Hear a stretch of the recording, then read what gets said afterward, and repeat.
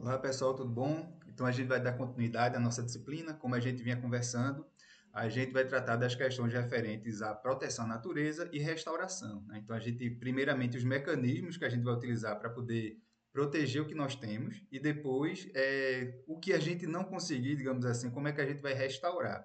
Inclusive, eu tinha passado um textozinho para vocês, como atividade, lá do Antônio Carlos Diegues. Ele faz uma certa contextualização em relação à criação das unidades de conservação e os mecanismos que tem de conservação. Inclusive, em se tratando da criação das chamadas unidades de conservação, ele faz uma certa contextualização para os trópicos. Como a gente viu lá no vídeo anterior, a gente conversou um pouco a respeito de que, ao longo do nosso globo, na região dos trópicos, nós temos uma biodiversidade extremamente elevada, mas também a gente tem uma densidade demográfica muito alta, né? Então, assim, a gente, dentre os mecanismos que nós temos para proteger a natureza, nos trópicos precisa de uma certa contextualização, tá? Então, isso vai influenciar os mecanismos e as alternativas que nós temos, inclusive nos modelos de unidade de conservação, tá? Mas se a gente for definir o que é que seria uma unidade de conservação, espaço territorial, seus recursos ambientais, incluindo as águas jurisdicionais, com características naturais, relevantes, legalmente instituídas pelo poder público, com o objetivo de conservação e limites definidos sobre o regime especial de administração, né? Ao qual se aplicam garantias adequadas de proteção, ou seja, são as áreas que nós vamos destinar para a proteção dos recursos que servirão como nossas reservas. Inclusive, semanticamente, observem o texto reservas, quando a gente fala de reservas. Reserva é aquilo que nós guardamos, né? Guardamos para, nesse caso, para os bens e serviços ecológicos do nosso mundo e também para o nosso usufruto ao longo das diversas gerações. E em relação à legislação, digamos assim, nós vamos ter o chamado SNUC, né? O Sistema Nacional de Unidade de Conservação. Todo modelo de unidade de conservação que eu for apresentar para vocês vai ter uma logomarca. Essa logomarca é trazida lá do próprio site do Ministério do Meio Ambiente, tá? Então, inclusive, observem bem a logomarca, porque ela vai, digamos assim, mostrar um pouco da característica daquele modelo, daquele tipo de unidade de conservação, tá? Bom, quanto às categorias de unidade de conservação, nós temos dois grandes grupos, digamos assim, as de proteção integral e do sustentável. As de proteção integral elas vão ter uma certa restrição um pouco maior em relação ao uso. Algumas categorias são bem mais restritivas, outras que permitem uma certa visitação, uma certa interação. As de uso sustentável, elas são categorias de unidade de conservação que permite o usufruto dos recursos, digamos assim, né? Que não é também de qualquer forma, não é tipo, é uma unidade de uso sustentável, então a gente pode chegar lá e usufruir. Não, como a gente vai ver aqui, existem algumas dadas condições, por exemplo, comunidades tradicionais, enfim, a gente tem algumas características que vão permitir, né, que as pessoas usufruam dos recursos dentro daquela unidade de conservação, tá? Em se tratando especificamente das de uso integral, aí eu vou trazer aqui uma certa descrição para vocês. Algumas eu vou trazer exemplos que eu conheci pessoalmente, tá? Então, eu sou de Pernambuco, moro em Alagoas e eu já circulei um pouquinho em algumas unidades de conservação. Então, algumas delas eu vou citar mais categoricamente, digamos assim, dentro da experiência que eu conheci, tá? Então, bom, uma das categorias de unidade de conservação de uso integral seria a estação ecológica, tá? E o que é que seria a estação ecológica? Então, observem mais uma vez a questão lá da logomarca, né, que traz lá do Ministério do Meio Ambiente. E observe que tem uma lupazinha lá. Por que é que tem isso? A ESEC, né, ou Estação Ecológica, qual é a finalidade dela? Ela é bem mais, um pouco mais restritiva. Por quê? Ela é destinada à realização de pesquisas científicas e qual é a forma de visitação que pode ser realizada nela? Só exclusivamente com objetivo educacional. Por exemplo, aula de campo, né, sei lá, eu sou professor de botânica, quero levar meus alunos para conhecer as plantas que tem lá.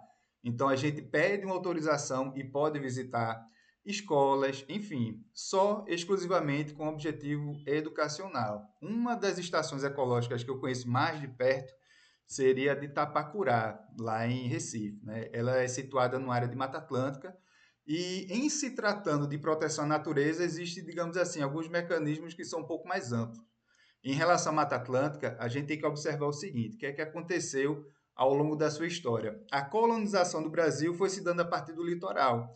Consequentemente, quem mais sofreu foi a Mata Atlântica, porque a partir do momento que as pessoas iam chegando através das navegações, se instalando, né? Então havendo a tendência de se instalar no litoral e extraindo os recursos, inicialmente lá para o Brasil e passando por vários ciclos econômicos. Consequentemente, a depender da literatura, vocês vão ver, resta 6% de Mata Atlântica, 8, 9, mas nunca vai passar de 10% de Mata Atlântica, né? Então, por conta disso, por conta dessa alta degradação da Mata Atlântica, ela teria uma proteção um pouco maior, digamos assim. Aí a gente tem um programa Homem e Biosfera, né? Man and Biosphere, da Unesco, e é um mecanismo que é utilizado para proteger a Mata Atlântica, tá? Então, é uma das estratégias que se tem. Fora, digamos assim, ser a chamada reserva da biosfera da Mata Atlântica, então a gente ainda tem um reforço nesse trecho, onde a gente tem uma estação ecológica, tá? Em relação à reserva biológica, então a reserva biológica, note inclusive que na logomarca tem uma mão, né? Uma mão segurando uma planta. Qual seria a característica que distingue a reserva biológica? A reserva biológica ela é permitida, digamos assim, uma certa interferência de forma direta, né? Mas com a realização de medidas de recuperação dos ecossistemas. Então, inclusive, só voltando um slide aqui, aqui à esquerda tem a reserva de pedra talhada, essa eu conheci, né?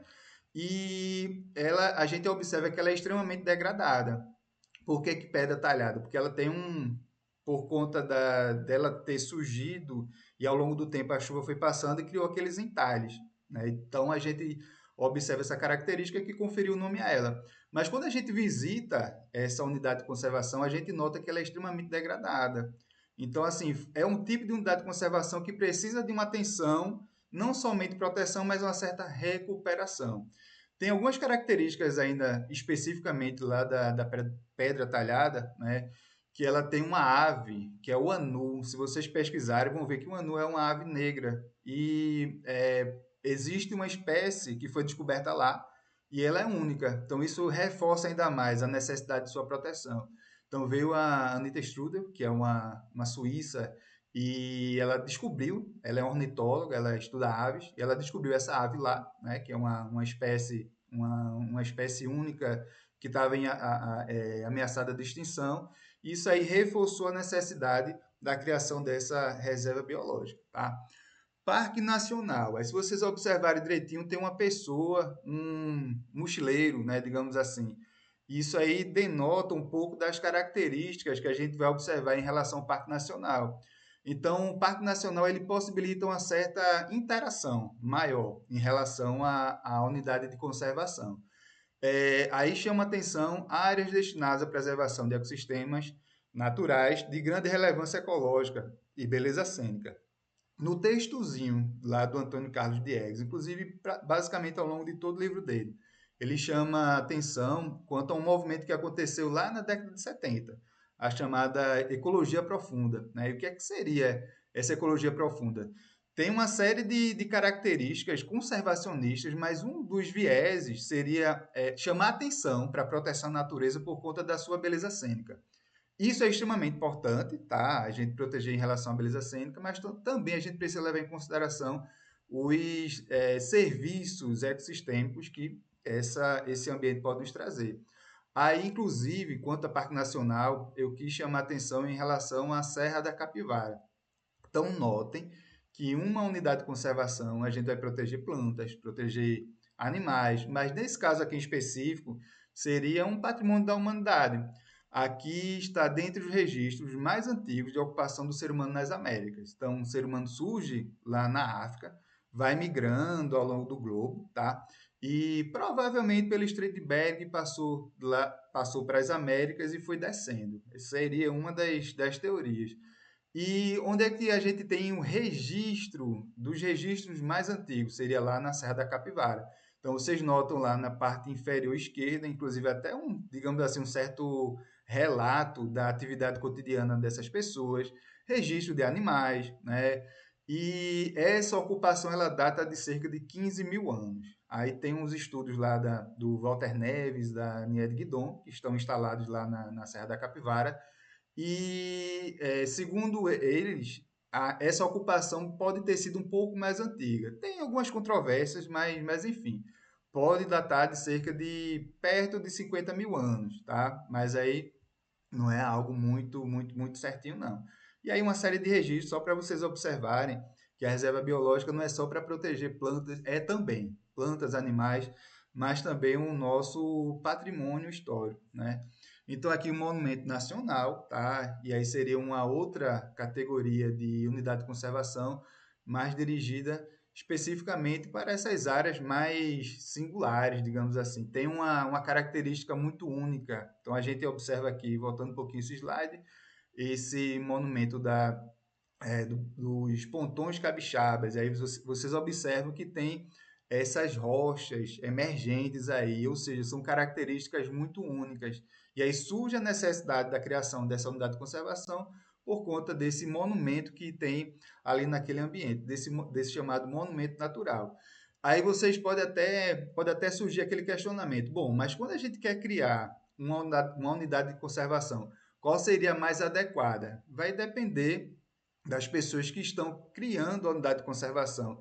De fato, em certos aspectos, é um pouco subjetivo. Precisa-se observar as características do ambiente, se ele é um pouco mais degradado, um pouco menos degradado, se tem populações vivendo lá, se tem animais em período de extinção, seja lá o que for. Mas vai depender das características desse ambiente, tá? Aí a gente tem aqui uma outra categoria de unidade de conservação, refúgio da vida silvestre. E aí, como o próprio nome já está dizendo, está relacionado para assegurar as condições de reprodução de algumas espécies que a gente vai encontrar em determinadas localidades. A gente tem aqui, inclusive, tem uma professora que está lutando para criar uma reserva da vida silvestre aqui no litoral de Alagoas. Aí tem a Praia do Francês, que inclusive é bem conhecida em relação às praias de Alagoas. Tem a Praia do Francês e a Barra de São Miguel. Nesse trechinho aí tem um pedacinho de restinga. Para quem não conhece, a restinga seria aquela vegetação que fica mais na margem do litoral, digamos assim. Um pouco mais adentro você encontra a Mata Atlântica. Mas a restinga ela tem uma característica particular, onde ela tem uma vegetação mais rasteira, ela inclusive é um pouco mais sensível. É uma vegetação que fica sob a areia, tá? Então, assim, ela tem características bem particulares.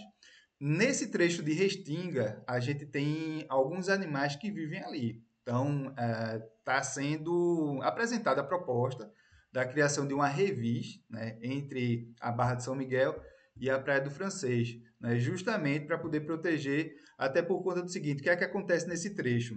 Existe, inclusive, eu já presenciei, é uma coisa bem bonita de se ver, já presenciei a tartaruga depositando ovos, né, na beira da mata, na beira da restinga, tá? Então, por conta desse tipo de característica que foi necessário, está sendo requisitado, né, a criação dessa unidade de conservação, porque ali é um trecho onde as tartarugas depositam ovos, além de que a área da vegetação a gente vai ter algumas aves que vivem ali, tá? Então, são algumas características que a gente pode estar observando.